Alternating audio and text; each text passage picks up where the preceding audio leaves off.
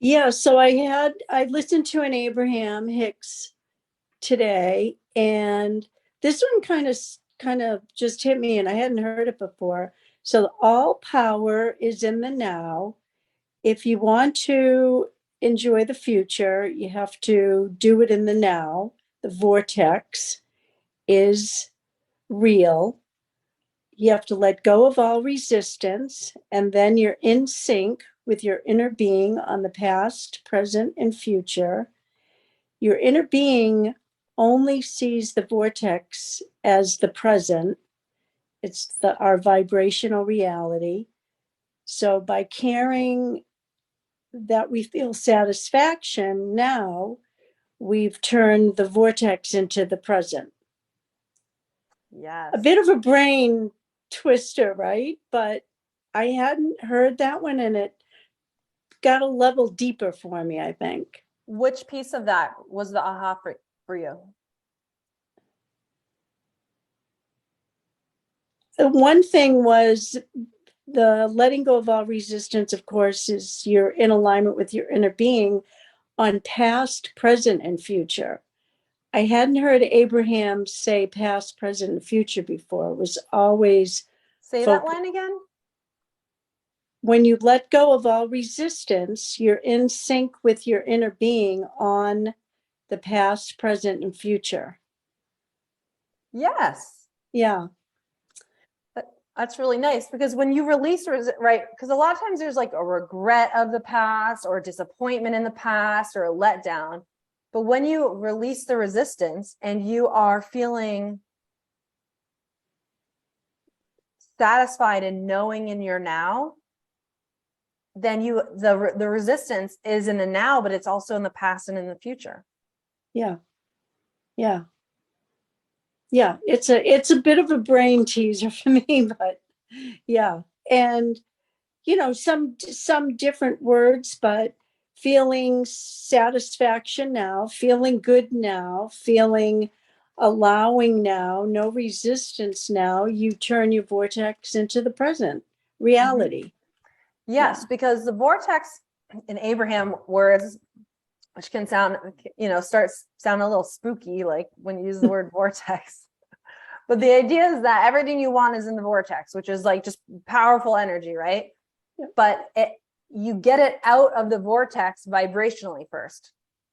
And how you get it out of the vortex vibrationally first is feeling it right now.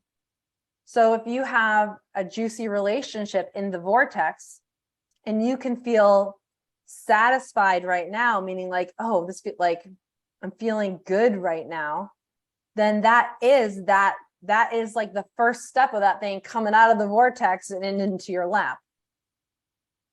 Yeah. Yeah. Because everything, like imagine like the juicy relationship is physical, right? Let's say that there's like a human being and you do things, right? And it's flesh and bones and in the physical. Well, there's also a non-physical part to that, right? Just like us, we've got our physical part and we've got our non-physical part. So whatever you want also has a physical part and then a non-physical part. And so the non-physical part you can get access to right now. That's why it's always right now. You get access to it right now by feeling good about it, by imagining, well, what would that juicy relationship feel like right now? And as you think, that would feel really good. And in this moment, you're satisfied because you're feeling good right now. You're literally feeling good right now. Mm-hmm. Yeah. Then that is enjoying the non-physical part of the physical thing in the vortex. And the more you enjoy and milk the non-physical energy of the thing, the more it pops out and then is physically manifested. Yeah. And I think that imagining it and feeling it release it. So it's kind of twofold. You release resistance to be able to do that, but then when you're doing that, you release resistance preventing it from happening because you're already feeling it. It's funny because like release resistance is like very much borderline with like stop preventing, right? So Right. releasing resistance and like you can't stop something. So Right. you're like, okay, it's easy to conceptually say, just release resistance. But they're like, well, how do I do that? Right? Because to release resistance kind of sounds like stop resisting. But we can't stop resisting because we can't actually stop anything, because in the pursuit of stopping, you are aware of the thing. And so you are activating the thing. Right. So there's really two ways to release resistance, and neither of them have anything to do with actually releasing resistance. Right.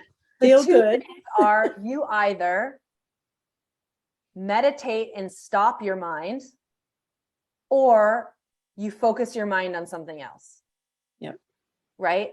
So doing the meditations, calming ourselves and slowing the brain, because the resistance is energy, which is a result of things you think or things you say. So when you meditate and you can slow down the thinking, then you slow down the emotional response, which is usually the resistance. But Abraham says that they like to teach meditation because they think it's easier to meditate and slow the mind than actually to think of the positive. I think it's actually opposite. I think that it's easier to define what you want and imagine the energy of it, because as you're looking at what you want, it is impossible to be aware of what you don't want. You cannot be aware of what you really want and aware of what you don't want at the same time. You can't do it. Right. So the releasing the resistance often is about preoccupying yourself over here, so then you don't see it. So let's say your normal is like, I don't have this juicy relationship, I don't have this, but then you're thinking over here, like feeling good, like I'm satisfied right now, I'm feeling good right now. In that moment, you can't feel good and also be aware of what you don't have. Right. Yep. Yeah. But yeah, it can get, once you start using words like vortex, you can lose a lot of people. So I don't use those words. Yeah. Yeah. But I love the, just some of the further explanations. So it makes it fun. And it was basically what you were saying a couple segments ago too. So I had this ready to tell you about it. And then you were, coincidentally. Yeah. Oh my God, too Oh funny. yeah. Yeah. Okay. Awesome, Good. you guys. Thank you.